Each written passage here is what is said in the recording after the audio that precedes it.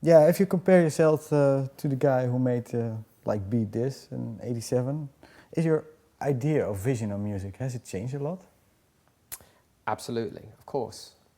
It's changed drastically in many, many ways, you know. If I was to make a record like Beat This now, of course, I would do it so differently, really, you know, because of what I know about making music now.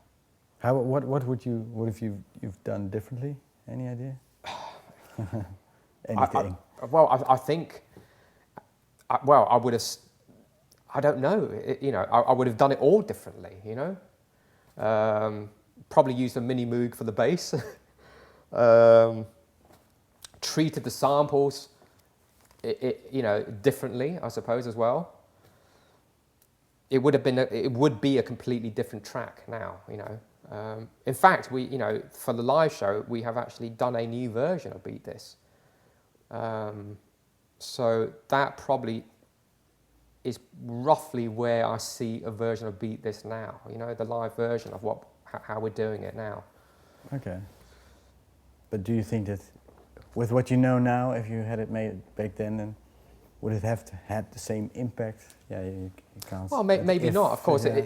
you know, the record dropped at a right period of time, you know, Yeah. when there was some kind of movement going on at that period of time. So obviously, if Beat This was released now, you know, it'll probably have no impact whatsoever. You know, I think it was obviously a period of time that I suppose people were listening to music or wanting to hear new music in a different way at that time. You know.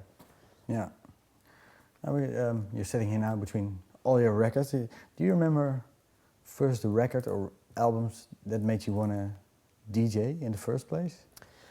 I can tell you the first record that made me want to make music was a track called Being Boiled by the Human League. And that record, I think it was released in '78.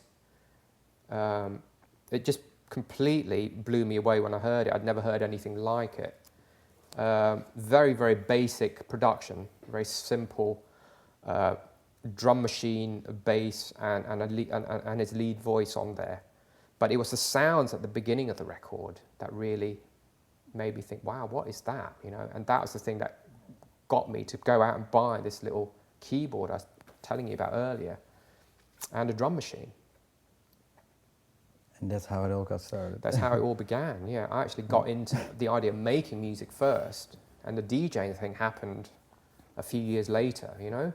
Yeah. Because of my love of just buying records and music, you know, and being fascinated by how people made music, you know?